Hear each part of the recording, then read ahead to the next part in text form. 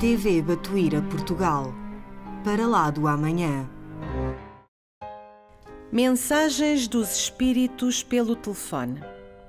Este livro traz-nos transcrições de diálogos mantidos com os Espíritos, usando-se um meio de comunicação inédito: o telefone. Com isto, abre-se um novo horizonte para a comunicação entre o mundo dos homens e o mundo dos espíritos.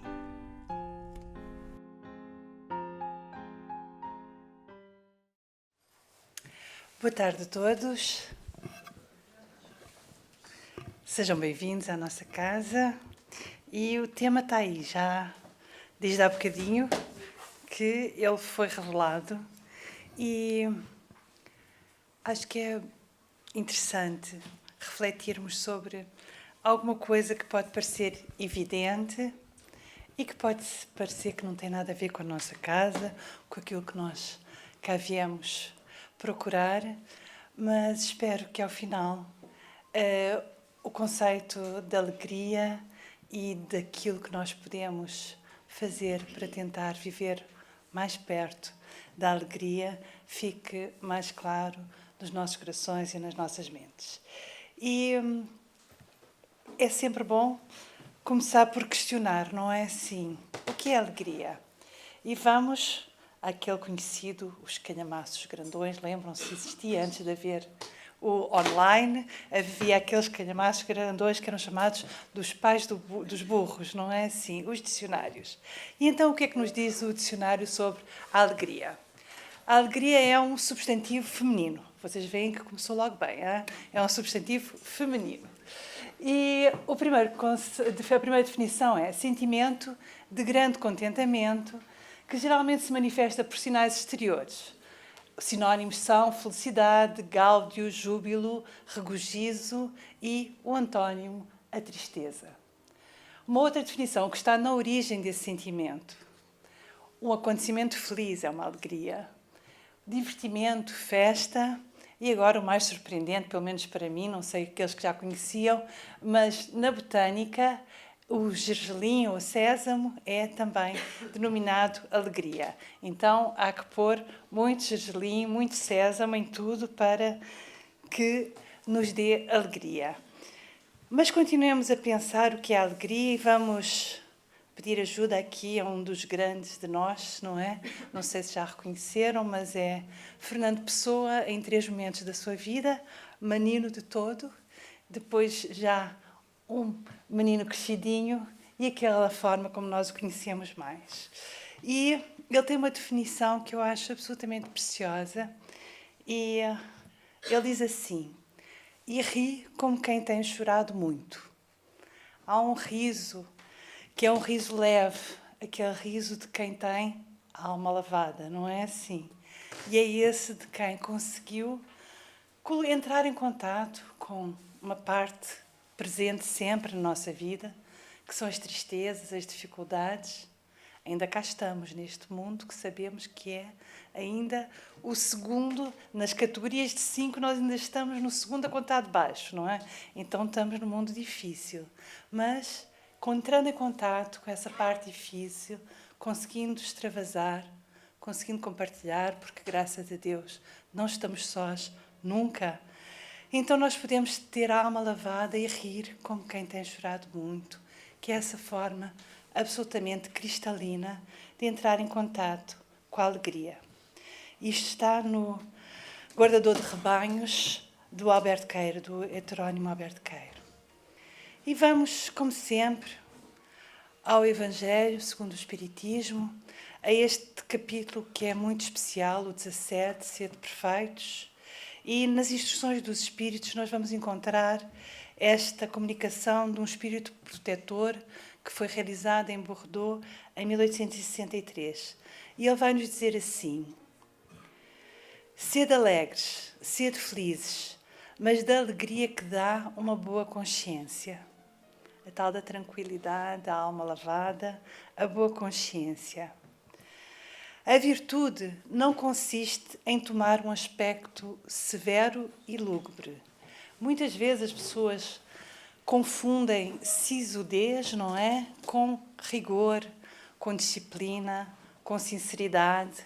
Parece que aqueles que andam alegres pela vida, que andam meio tontos, talvez seja aqueles que sabem ao que vieram e sabem porque é que cá estão e sabem o que estão a fazer, não é assim?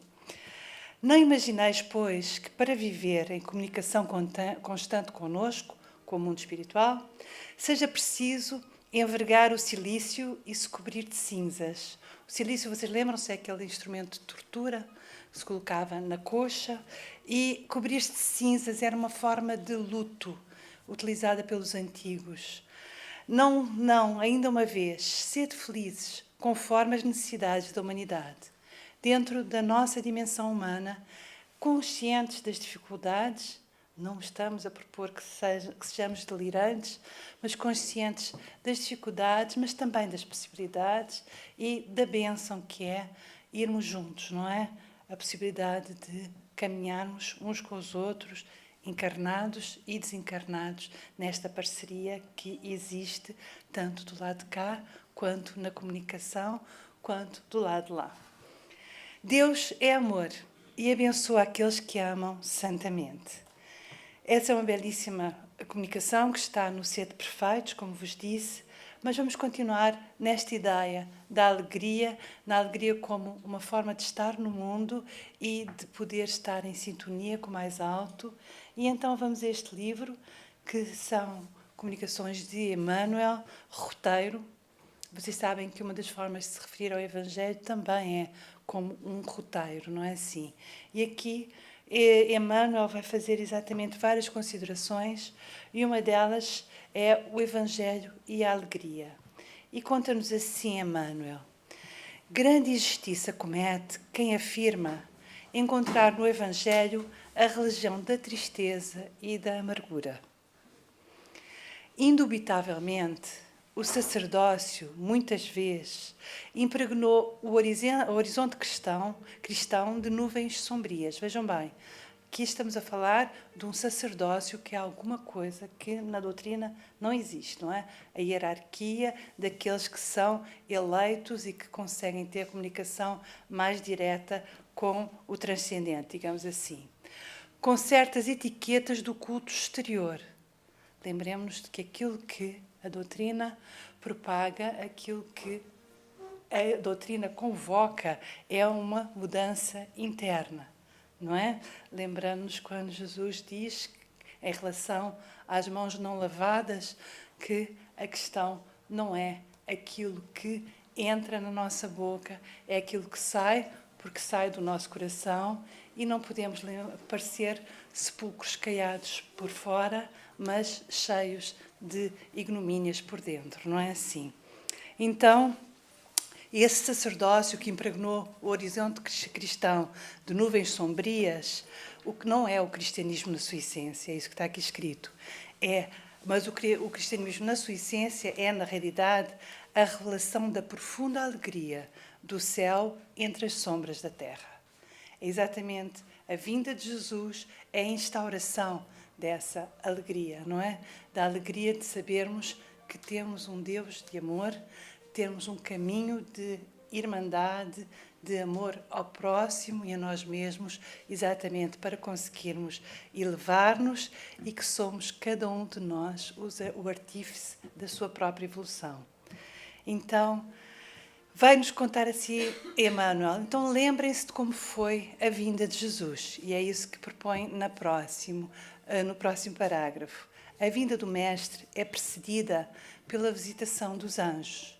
Vocês lembram-se que Maria foi avisada por Gabriel que Jesus ia chegar, assim como José também foi, num sonho, avisado por um anjo de que deveria casar-se com Maria, e também aqueles que foram ofertar, que foram dar as boas-vindas a Jesus na sua chegada na manjedoura, foram também avisados por espíritos celestes que os avisaram da maravilha, assim como os reis magos e todos mais, não é assim? Então a comunicação para a vinda de Jesus foi exatamente uma comunicação de alegria, de que um momento muito especial estava para acontecer na história da humanidade, não é assim? desdobra o seu apostolado da Boa Nova no clima da alegria perfeita. Foi assim que foi o apostolado de Jesus, que começa numa festa, vocês lembram-se também. No momento em que Jesus sai para o mundo, digamos assim, foi exatamente numa festa, num casamento, nas bodas de Canaã. Cada criatura que registra as notas consoladoras do Evangelho começa a contemplar o mundo e a vida através de prisma diferente. Essa é a grande proposta. Não adianta nós conhecermos toda a letra escrita e não sabermos vivê-la no nosso coração e na nossa mente. A mudança tem que ser exatamente de uma postura. É para essa a proposta, é esse o desafio, porque também é um desafio e é basicamente um desafio.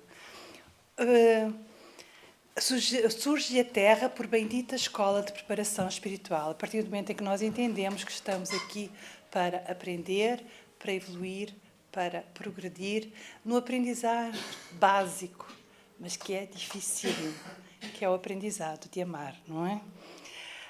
Então, assim, se nós começarmos a entender-nos assim, como espíritos que fomos criados simples e ignorantes e que temos que, com o nosso próprio esforço, a nossa própria musculação espiritual, ir evoluindo e um dia chegarmos, porque vamos chegar, demoramos mais um bocadinho ou menos um bocadinho, mas vamos chegar a espíritos perfeitos. Então aí passamos a entender a nossa Terra, com todas as suas dificuldades, como uma escola de preparação espiritual, com serviço santificante para todos. Há trabalho para todos, todos os dias de cada uma das nossas encarnações. É só saber vê-lo e aproveitar. E agora vamos a este livro, que é um livro muito, muito especial, o Ave Luz, um livro de Miramês, que foi psicografado por João Nunes Maia, aos dois, a nossa gratidão. Na realidade é Shaolin, mas é Miramês também. É? Vocês leiam Francisco de Assis, que é um dos livros de Miramês, e saberão que Shaolin foi mais uma das encarnações desse espírito que é Miramês, que também o conhecemos como Miramês. E esta é a edição da nossa casa.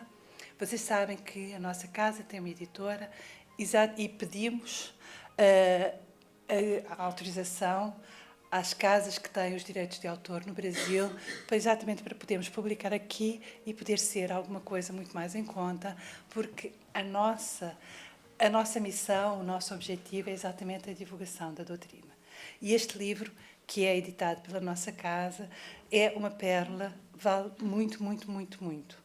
Ele é dividido em 51 capítulos. Esses capítulos narram momentos da intimidade de Jesus com os seus apóstolos.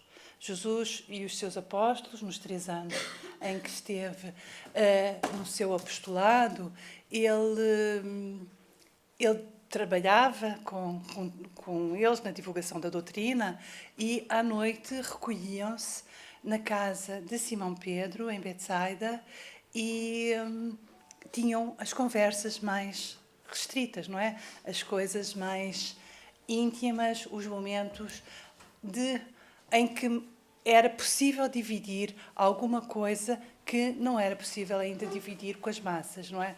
Com o povo em geral. Então, digamos que aqui tínhamos o detalhamento, o aperfeiçoamento daquilo que era visto em geral. E cada um trazia aquilo que estava na alma e cada um tinha, por dia, a sua oportunidade de colocar uma questão a Jesus. Era assim que acontecia. Também lá, assim como aqui, as reuniões, as conversas começavam com uma prece. Era assim a dinâmica. E nós vamos ouvir a pergunta de André. André é o irmão mais novo de Pedro, é natural de Betsaida, exatamente onde nós estamos, onde é o local onde eles se reúnem à noite, e ambos, tanto Pedro quanto André, são pescadores de profissão. André era um discípulo de João Batista e, inicialmente, André achava que João Batista é que era o Salvador. Mas João Batista foi deixando claro que não era e um dia revelou-lhe que ia apresentá-lo a quem era, porque já tinha chegado, não é assim? E então é João Batista que apresenta André a Jesus, assim como Pedro. E depois André vai levar Pedro e é nesse momento, quando já estão os dois irmãos, primeiro foi André, levado por João Batista, depois vai André com Pedro, e então é quando Jesus faz o convite aos dois irmãos: vinde após mim e eu vos farei pescadores de homens. Esse foi o convite que Jesus fez. Para sabermos um bocadinho quem era André, André, que era pescador de profissão, era um homem muito introvertido e era um grande estudioso. Ele era muito encantado com a filosofia do mundo grego. E muito antes de conhecer Jesus, um dia, em desdobramento, durante o sono, ele foi levado até um plano espiritual, onde ele teve um encontro muito especial. Um encontro com dois grandes sábios da antiguidade e que o deixou profundamente comovido. E estavam Sócrates e Platão numa bela sala onde havia uma mesa redonda, onde ele foi convidado a sentar-se e ele ficou a conversar. Quem começa a conversa é Sócrates. Nesse local quando ele chegou, havia uma luz muito especial e havia também uma melodia permanente que o envolveu e o tranquilizou naquela situação que era bastante surpreendente para ele. Ele estava com um amigo espiritual que o apresentou aos demais convivas nesse encontro. E então, Sócrates vai dizer-lhe assim: meu filho, ainda estás preso aos liames da carne. Ele estava em desdobramento. E talvez não conseguirás registar tudo o que porventura deveríamos conversar nesta oportunidade. Todavia, a bondade de Deus é imensa e nos dá outros recursos. Guardarás tudo dentro da tua consciência como se fosse um gás, circulando nos mais profundos arquivos da alma, por leis que desconheces. Aquilo ia ficar lá subliminarmente, digamos assim. Na hora conveniente, tal conhecimento irá aflorar na inteligência em forma de lembrança, meio confusas a princípio, aclarando-se depois. Como vos disse, isto aconteceu vários anos antes de André vir a conhecer Jesus. E então, ficará meio confusas no início estas memórias, mas depois, aclarando-se depois e tomando a forma que pretendemos da realização que foi desejada. Lembremos que nós sabemos que o planeamento da espiritualidade é imenso, não é assim? Muito em especial em eventos tão importantes como este, que foi a vinda de Jesus, e estes discípulos que reencarnaram exatamente para poder acompanhar Jesus nesta missão. Podemos imaginar que muitos outros também terão reencarnado, mas a situação não se mostrou favorável para que esses outros fossem, não é assim? Lembro-vos que não existe nunca um único plano, não é? Há sempre um plano B, um plano C, um plano D. A espiritualidade assegura que aquilo que está planeado venha a acontecer. Em relação a Kardec, não sei se lembra, nas obras póstumas está lá, que se ele não se ele não aceitasse a missão e não se empenhasse como ele se empenhou, haveria outros para fazer, não é? Assim como em relação a Chico. Emmanuel, uma vez, deixou, com aquela frontalidade que lhe era peculiar, deixou-lhe claro que se ele não aceitasse a forma como estava feito o desafio, a proposta, não é assim? Vocês sabem que, num determinado momento, a encarnação de Chico foi resgatada, digamos, foi adstrita à psicografia, não é assim? Isso foi colocado a Chico quando lhe foram comunicados que os 100 ainda era só o começo, não é assim? E foram mais de 500. Hoje já há mais de 500 livros psicografados por Chico Xavier. Mas então esta ideia do planeamento e de que existem vários planos, não existe só um plano que possa gorar, digamos, não é? Então, era necessário que ficasse no inconsciente de André este encontro para, no momento em que fosse necessário, ele relembrar-se desta missão que era a sua. Escuta com atenção. Foste preparado, meu filho, antes de nasceres na terra, para te unires a um mestre que se propõe a ensinar aos homens. Deves segui-lo quando o chamado chegar aos teus ouvidos. Terás um papel a desempenhar na estrutura orgânica da religião nascente e a nossa maior alegria é que podes desempenhar o teu papel com prudência, com coragem e com amor. Este espírito já tinha ele próprio adquirido estas qualidades, estas virtudes, e poderia revelá-las exatamente nesta missão.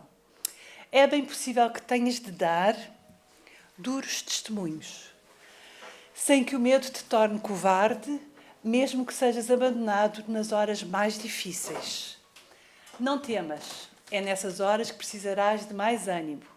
E nós, de onde estivermos, haveremos de cooperar com todos os trabalhadores deste mestre incomparável.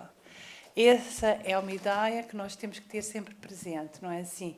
A cooperação entre os diversos planos da vida.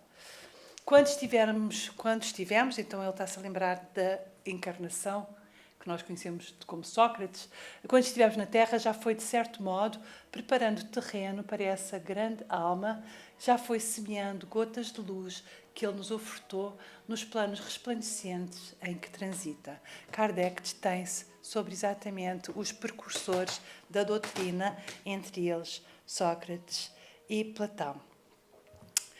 E continua Sócrates. A Terra, André, encontra-se em festa espiritual, por hospedar a maior das estrelas dos céus. E nós, mesmo do plano espiritual, continuamos a ajudar a disseminação das ideias de Deus anunciadas pela mensagem do Messias. Na verdade, te dizemos, o sol vai nascer na escuridão do planeta em que vives. O sol, Jesus, estava para chegar, não é assim? Chico diz, num determinado momento, e está naquele livro das compilações que o Bacelli fez, dos encontros dele às quartas-feiras com Chico Xavier, em que ele e a esposa iam lá depois ao serão conversar com Chico, e uma das passagens é exatamente o Evangelho de Jesus para nós representa o sol, não é assim? Essa é a sua força, essa é a dimensão da sua importância. Sabemos que o nosso planeta, que é regido exatamente por Jesus, só pode existir graças ao Sol. Meu filho, esse mestre de que acabo de falar é um grande educador cósmico, que não só é mestre de fora, como de dentro da alma. E esse é o ponto, não é assim? A nossa alteração é interior, é a nossa alma que tem que progredir. Que Deus abençoe a tua existência no mundo e o teu trabalho de cada dia. Sem que André pudesse falar, imaginam o quanto ele estaria emocionado, desejoso de agradecer àquele homem maravilhoso que fazia transparecer pela fala e pela presença a serenidade dos céus, Platão dá continuidade à conversa de Sócrates. Filho de Betsaida, terra generosa e boa, que o nosso Pai Celeste te infunda ânimo e fé, para remover do teu coração todas as dúvidas que por acaso estiverem te inquietando, e que a luz da confiança fortaleça todos os teus sentimentos, fazendo da tua vida, André, um cântico de alegria. Vocês veem que está sempre presente exatamente esta ideia, não é? Da alegria como uma possibilidade de uma vibração muito especial como forma de estar no mundo. Serás um dos pontos da claridade divina na escuridão do planeta. Cresce no amor, meu filho, para que esse mesmo amor venha te libertar para a eternidade. Estamos todos unidos com aquele que já se encontra na vinha do Senhor, dando cumprimento a todas as profecias de todos os tempos. Sua presença é uma esperança sem limites. Jesus já estava encarnado, não é assim? Porque André é inclusive mais jovem do que Jesus, mas ainda faltava algum tempo para se encontrarem. Mestre, aí é o momento, este foi o encontro com Sócrates e Platão e essa preparação que houve com André em desdobramento para que ele ficasse com esta segurança interna, com este relembrar daquilo que tinha sido já um compromisso que ele tinha tomado antes de encarnar desta sua tarefa, desta sua missão.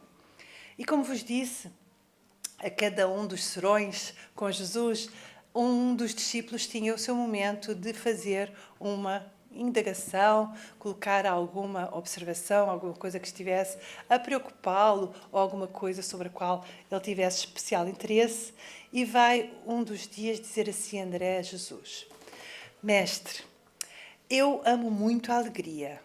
Queria que me fizesse a caridade de apresentar a modalidade em que a alegria possa ser mais útil e a forma de atingir a humanidade com essa virtude divina que pode nascer em nossos corações.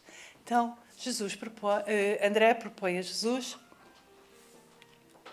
que faça algumas considerações sobre a alegria e como é que ela pode ser um instrumento exatamente de poder atingir a humanidade e fazer florescer os corações, não é?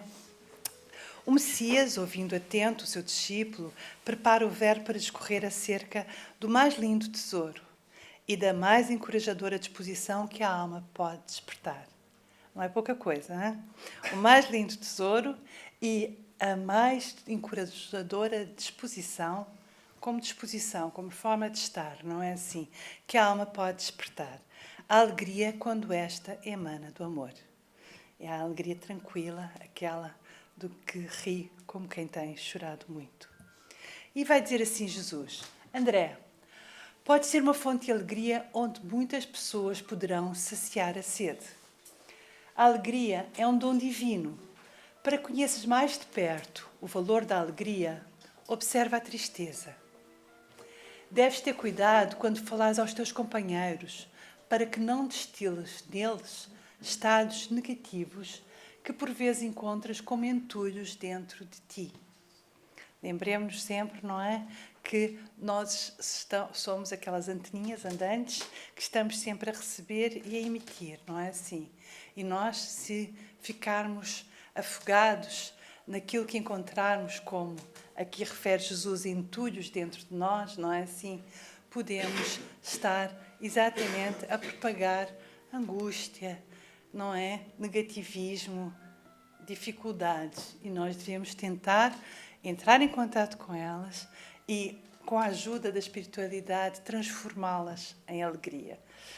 Antes de pensar, antes de falar, vê como está o teu mundo interno. Onde é que nós estamos a vibrar, não é? Esse é o ponto. A cada dia nós devemos exatamente acordar e tentarmos começar o dia já meditação, prece, aquelas coisas que podem nos ajudar a tentar entrarmos em sintonia com vibrações que nos possam ajudar a nós e ajudar todos aqueles que formos encontrando, porque nós estamos sempre, e temos que ter essa consciência, estamos sempre a emitir. Muito mais do que palavras, estas são aquelas que são mais concretas, na nossa dimensão mais grosseira. Nós ainda não temos tanta consciência da força dos pensamentos e da força das nossas vibrações, mas é aquilo que estamos sempre, sempre a emitir. Antes de pensar, antes de falar, vê como está o teu mundo interno. Se as condições não estiverem favoráveis, trabalha para te modificares. Porque conversar com os outros nos traz certas responsabilidades e, para tanto, devemos nos preparar. Assim como existe o pão que mata a fome do corpo, existe o pão da palavra e da alegria que matam a fome do coração. A alegria elevada, meu filho, é uma força poderosa que ainda desconheces.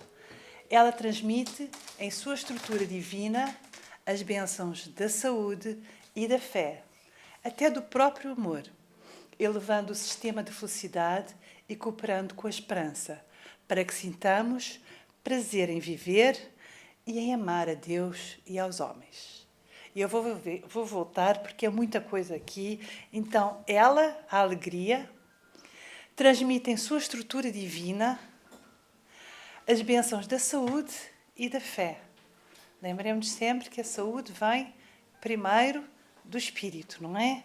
Da nossa mente, que é exatamente a possibilidade de comunicação permanente com nós, espíritos, não é? Sim, é daí que vem a saúde e então não só a saúde física, mental, espiritual, mas a fé, esse enorme âncora da nossa possibilidade de sermos fortes e até do próprio amor, elevando o sistema de felicidade e cooperando com a esperança, para que sintamos prazer em viver e em amar a Deus e aos homens. Com o tempo podes observar que tudo na criação canta louvores ao Criador. Lembram-se quando há pouco referi a chegada de Jesus e o mundo espiritual veio, são cânticos que existem e que contam aos pastores que estavam no campo, não é? Que Jesus tinha chegado, não é? O Salvador tinha chegado. E é exatamente esta ideia de toda a criação canta louvores ao Criador. Devemos fazer as coisas mais agradáveis. Essa é a nossa missão. Irmos embelezando o mundo que não é fácil. E o poder de um sorriso, o sorriso daqueles que vêm do coração, não é assim? O poder de um abraço, de uma palavra. São coisas tão simples e que fazem toda a diferença. É pela alegria e através dela que o nosso amor deve sensibilizar os nossos companheiros. Alegria, André, é vida. E para sermos alegres, necessariamente temos de fazer a nossa parte, pois todo aperfeiçoamento requer do candidato o esforço próprio. Não é assim? Quando nós ouvimos falar, e há pouco eu disse, que o Salvador tinha chegado, não é. Jesus não é o Salvador que vai fazer por nós. Jesus veio nos trazer o roteiro para que nós façamos, cada um por si e sempre ajudando-nos uns aos outros. Essa é a base. É aí que está tudo, não é assim? Então, necessariamente temos de fazer a nossa parte, pois todo aperfeiçoamento requer do candidato o esforço próprio. Começa hoje mesmo, e falei-vos do sorriso, da palavra amiga, a exercer a gentileza. Há um ditado chinês que diz: a gentileza não gasta com o uso. Então, é bom lembrar-nos que ela só multiplica, não é assim? Ecoa, vamos distribuindo e vamos colhendo. André, o sorriso bem posto na feição do homem é um património divino. É uma conquista do tempo. Vocês sabem que somos o único, às vezes a gente vê os nossos cãezinhos que são tão lindos e achamos que eles riem, não é assim?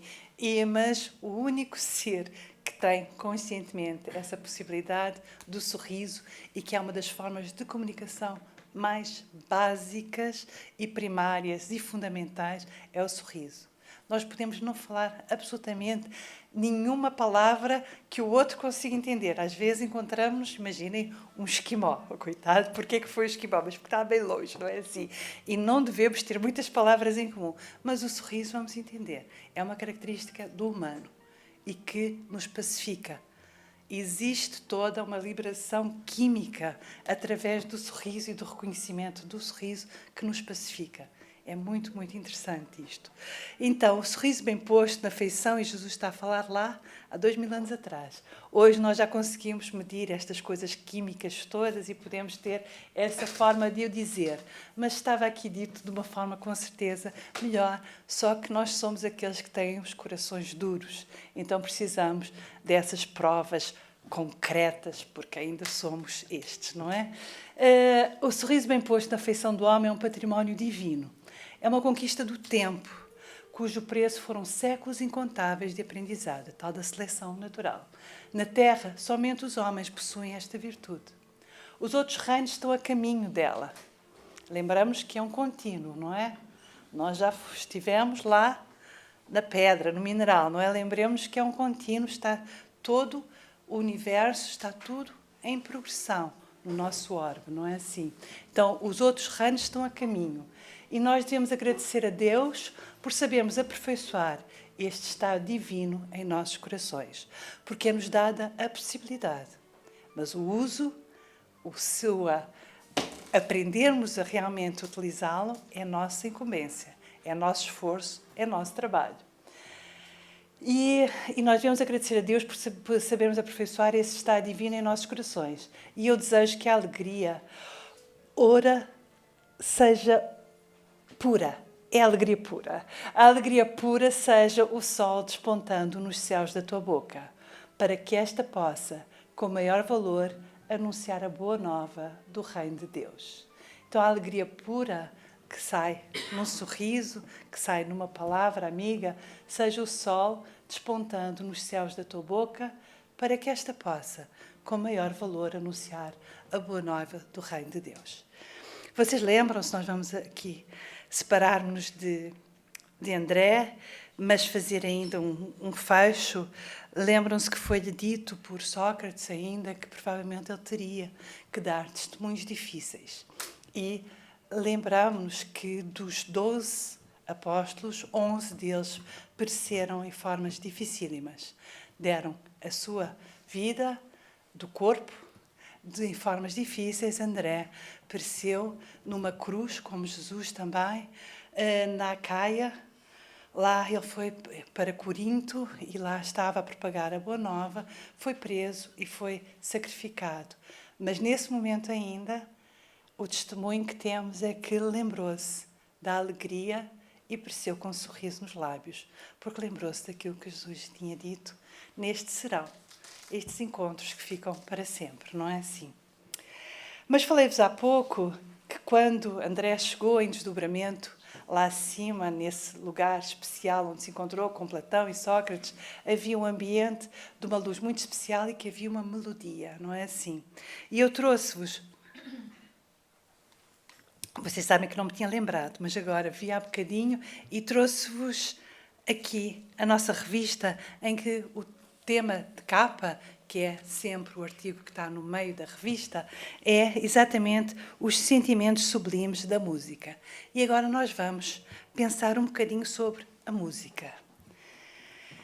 A música que envolvia André no seu desdobramento, e vamos ouvir aqui o testemunho de André Luiz, no primeiro livro, Nosso Lar.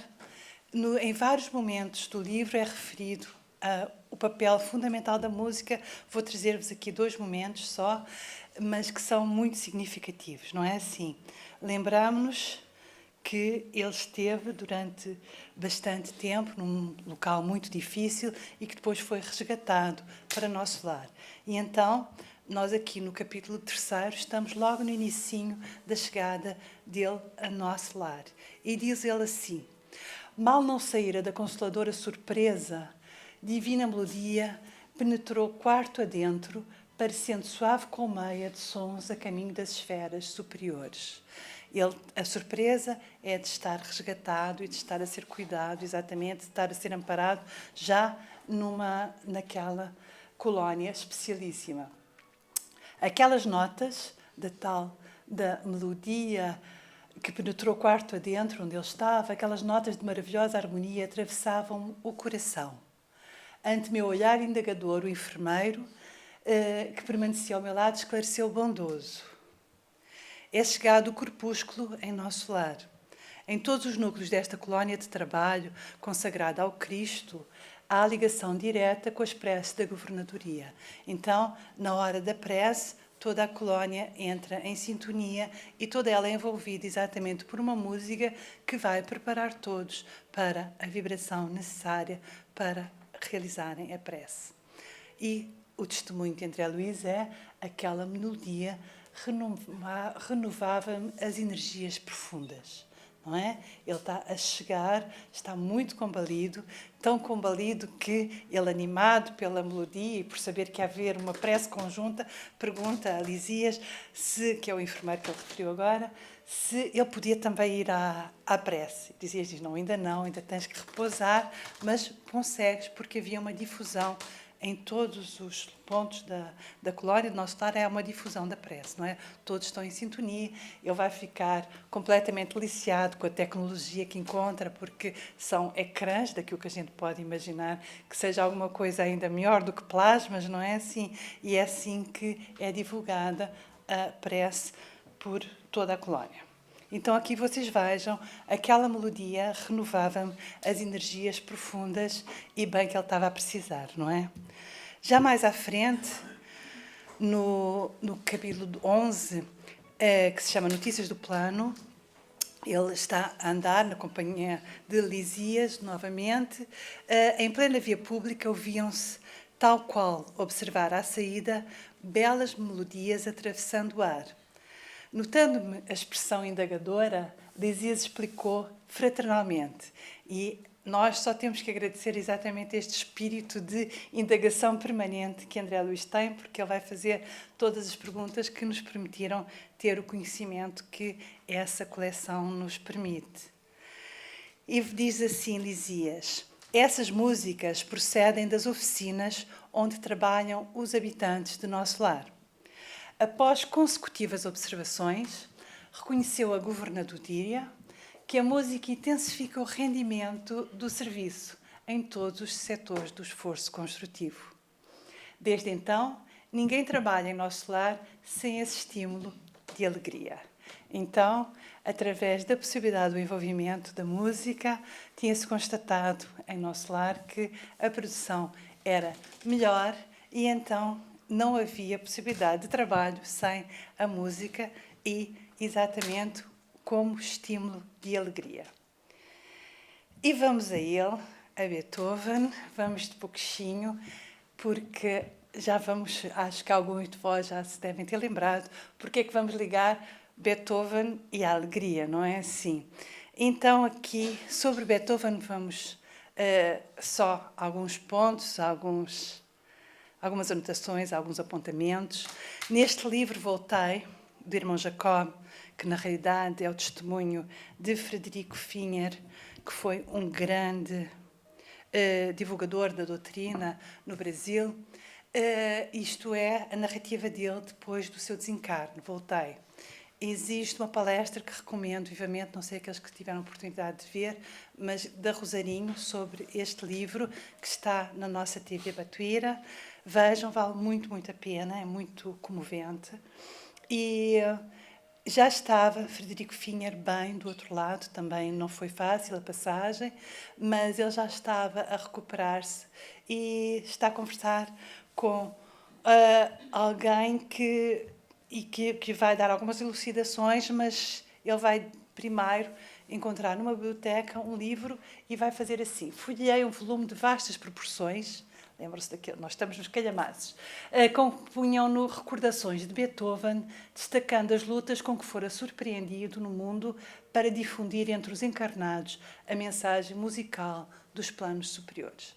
Vocês sabem que nós temos conhecimento de que aqueles grandes liminares da música vêm de mundos superiores e fazem essa bênção, dão-nos essa dádiva, essa prenda de virem até nós, mas é muito difícil estar entre nós neste mundo tão grosseiro, tão precário. Então, são muito difíceis essas encarnações, mas nós só podemos agradecer, não é, essa disposição amorosa que eles têm tido e que nos têm trazido os bálsamos, as bênçãos que temos tido essa possibilidade. Beethoven está entre eles e foi muito grande o desafio que ele teve. O convívio era muito difícil, não é? Sim. As lutas com que fora surpreendido no mundo para difundir entre os encarnados a mensagem musical dos planos superiores. Lendo as páginas iniciais, apreendi-lhe sublime conceitos quanto à mediunidade divina entre as criaturas humanas. E nós vamos, num outro livro, ter algum detalhe mais do que desse, mas ele perguntou a Marta, uma companheira que estava perto dele, se ela sabia onde estaria Beethoven depois de desencarnado, não é assim? E Marta respondeu-lhe dizendo que ele estava numa esfera superior à qual ainda não tinha tido acesso, não é assim? São mundos aos quais ainda não se pode chegar. Lembremos que para baixo podemos sempre ir, para cima tem que ser por especial convite, se formos merecedores, não é assim? E então, neste livro, que é um livro que tem algumas compilações interessantes sobre, como diz o título, Grandes Vultos da Humanidade e o Espiritismo, de Silvio Brito Soares, ele tem um capítulo sobre Beethoven E vamos ter este aqui é uma carta que Beethoven escreve aos seus dois irmãos. Em 1802, ele tinha 32 anos nessa altura, e ele era considerado um homem muito, muito rabugento, de muito difícil convívio, e aqui ele decide colocar aos seus irmãos quais as razões disso, não é assim? Vejam bem como é difícil a missão, que pode, não é assim? A cada um as suas dificuldades, e há uns que só vêm por um profundo amor à humanidade, não é assim? Que já não precisam, vêm exatamente para poder divulgar, para poder partilhar aquilo que já conquistaram. E então diz Beethoven aos seus irmãos nessa carta de testamento: ó vós, homens, que me considerais ou me dizeis rancoroso, louco ou misantropo, como sois injustos comigo. Não sabeis a razão secreta dessas aparências. Meu coração e meu espírito inclinavam-se desde a infância para o doce sentimento da bondade. Mesmo a realizar grandes ações, sempre me senti disposto. Nascido com um temperamento ardente e altivo, acessível mesmo às distrações sociais, cedo me vi forçado a separar-me dos homens e viver solitário. Não me era possível dizer aos homens: falai mais alto, gritai, porque sou surdo. Neste momento ele tem 32 anos e aos 26 tinha sido constatado o processo de ensurdecimento, que já estava muito avançado. Como poderia eu revelar a deficiência de um sentido que deveria em mim ser mais perfeito que nos outros? A sua forma de subsistência era exatamente a música, não é assim? Um sentido que possuía outrora tão apurado como poucos na minha profissão o tiveram. Dupla é a minha infelicidade, pois deve ser desconhecida, é-me interdito achar repouso no convívio dos homens. Ele tinha que se isolar exatamente para não revelar a dificuldade imensa que tinha, quando dele era esperado que tivesse o tal do ouvido perfeito que ele tinha tido. Não é assim? Só, absolutamente só. Esta é a carta de testamento que ele dá aos irmãos. Ele tinha 32 anos, ele vai desencarnar bastante depois, quase 30 anos depois, não é assim? Então, e desde os 26, ele já tinha esta enorme dificuldade, não é? Ele desencarna com 67 anos e aqui ele tinha 32. E há uma outra possibilidade de termos um contacto com a realidade de Beethoven já num outro momento, mais tarde, quando ele já estava mais pacificado com essa realidade duríssima, não é assim? Em que ele divide com uma amiga, Bettina von Harmin, que era uma condessa alemã, que era amiga tanto de Beethoven quanto de Goethe. E é Goethe que deixa este relato daquilo que Bettina lhe contou sobre Beethoven. E então isto é a narrativa do próprio Beethoven. Sinto-me obrigado a deixar transbordar de todos os lados as ondas de harmonia provenientes do foco da inspiração. Vendo que ele era exatamente uma antena muito privilegiada, não é? Dessa possibilidade de recepção de comunicações musicais. Procuro acompanhá-las e delas me apodero apaixonadamente.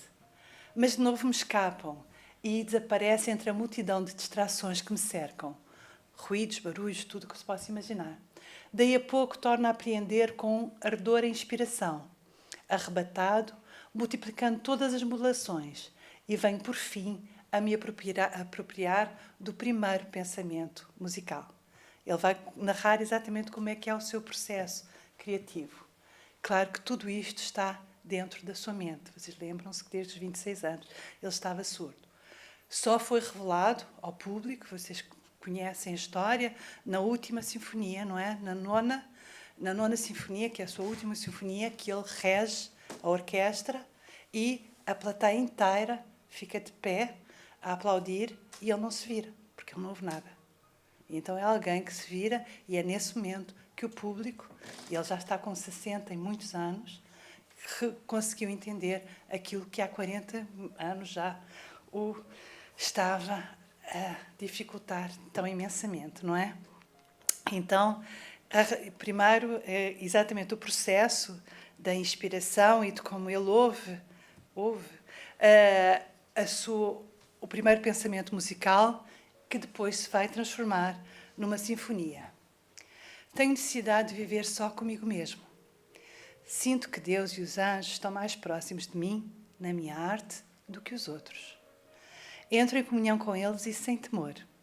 A música é o único acesso espiritual nas esferas superiores da inteligência. Veem que aqui já tinha especificado, entendido, que estava fechado para fora e então isolado dos seus iguais, não é? Do convívio com outros humanos, mas estava em contacto direto, exatamente como ele reconhece aqui, com Deus e com os anjos. Após haver composto, isto é um outro momento em quando ele consegue finalmente compor alguma coisa, ele descrevia-se como tendo estado num estado de êxtase, não é assim? Após haver composto as mais suaves harmonias, exclamava ele, tive um êxtase. Lembremos que isto é uma narrativa de alguém a contar o que ele tinha dito e o que ele vivia, não é assim? E então agora, porque juntamos alegria e Beethoven? Porque em 1824 completa a última sinfonia, a número 9. Compus Opus 125, coral, dizendo: consegui. Enfim, encontrei a alegria, ao incorporar no seu último movimento parte do poema Ode à Alegria, de Friedrich Schiller, que lera aos 22 anos, em 1792, e que o impressionara para sempre, graças à exaltação da fraternidade humana de seus versos. Vocês veem que desde os 22 anos que ele tinha esta missão e ele consegue aqui, ele é de 1770, então aqui ele tem 54 anos, eu enganei-vos há pouco, ele vai desencarnar em 27, então ele viveu 57 anos. E ele consegue aqui, já aos 54 anos, realizar aquilo que tinha colocado como uma missão desde que tinha lido esse poema, exatamente porque ele tinha encontrado nesse poema de Schiller uma grande ode à irmandade entre os homens, não é? Exatamente à construção de um mundo fraterno em que os homens possam ser irmãos. Trago-vos aqui uma tradução da Ode à Alegria, aquilo que é cantado na parte do coral no final da 9ª Sinfonia. Ó amigos, mudemos de tom, entoemos algo mais agradável e cheio de alegria. Alegria mais belo fulgor divino. Os teus encantos unem novamente o que o rigor do costume separou. Todos os homens se irmanam onde pairar o teu voo suave. A quem a boa sorte tenha favorecido de ser amigo de um amigo, quem já conquistou uma doce companheira, rejubile-se conosco. Sim, também aquele que apenas uma alma possa chamar de sua sobre a terra, mas quem nunca o tenha podido livre do seu pranto esta aliança. Alegria bebem todos os seres no seio da natureza. Todos os bons, todos os maus, seguem sem rastro de rosas. Ela nos dá beijos e as vinhas, um amigo provado até à morte. A volúpia foi concedida ao humilde e o querubim está diante de Deus. Alegres, como voam os seus sóis, através da esplêndida abóbora celeste, sigam, irmãos, a sua rota. Gozosos como o herói para a vitória, abracem-se milhões de seres, enviem este beijo para todo o mundo. Irmãos, sobre a abóbada estrelada deve morar o Pai amado. Quando vocês ouvirem os coros, é isto que está a ser dito. Muitos de nós conhecem uma forma mais compacta que dizemos, cantamos em português, não é? Eu acho que muitos de nós devemos conhecer isto. Escute, irmão, esta canção de alegria, um canto alegre de quem espera um novo dia. Vem, canta, sonha cantando, vive esperando um novo sol em que os homens voltarão a ser irmãos. Esta é uma forma compacta e que em português nós cantamos exatamente com a música, com a melodia da 9ª Sinfonia. A questão da alegria, a questão da música, tudo isto que nos envolva sempre, e fecho com uma comunicação de um dos seres mais queridos que existe em termos de comunicações feitas por Chico, e que nos dá, nesse livro, Instruções Psicofónicas, uma comunicação com o título de Em Busca do Mestre. E este é o momento em que uma alma em desdobramento, que poderia ser qualquer um de nós, se encontra no plano espiritual, como um mensageiro dos planos mais altos, e reclama das suas dificuldades de viver na Terra ainda. E então, quando acaba a comunicação em que esse mensageiro do alto tinha dito para seja a cada dia um traço do Mestre, que seja pouquinho, mas que tenha um sopro daquilo que Jesus nos veio trazer. E então é assim, aos olhos da alma supliciada desapareceu a figura dos céus dispensador dos talentos eternos. Viu-se de novo a alma religada ao corpo sob desalento inexprimível. Contudo, ergueu-se, enxugou os olhos doridos e, calando-se, procurou ser um traço do Mestre a cada dia. Correu célere o tempo voa. Amou, tolerou, sofreu e engrandeceu-se. O mundo feriu-a de mil modos. Os invernos da experiência enrugaram-lhe a face e pratearam-lhe os cabelos.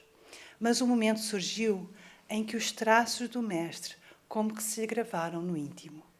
Este é o momento que todos nós queremos um dia chegar, quando sentirmos que os traços de Jesus estão gravados em nós. Viu Jesus com todo o esplendor da sua beleza, no espelho da própria mente. No entanto, não dispunha de palavras para transmitir aos outros qualquer notícia do divino milagre.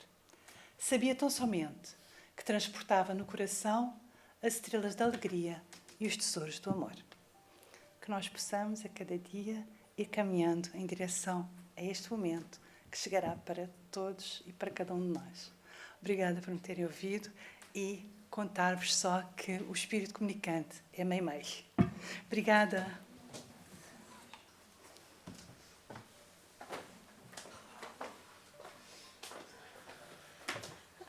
Boa noite a todos. Eu não ouvi a palestra toda, só ouvi um pouco do final, mas é engraçado porque a próxima palestra minha, no sábado, eu falo sobre a felicidade. Portanto, encaixa-se. Eu estava a ver aqui, sabia tão somente que transportava no coração as estrelas da alegria e os tesouros do amor, e vai tão de encontro, só que eu não posso falar ainda.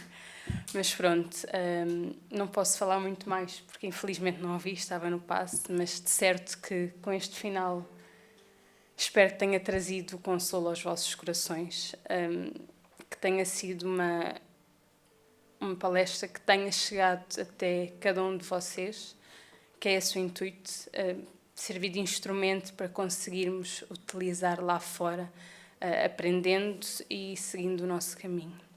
Assim sendo, vamos para a nossa prece de encerramento.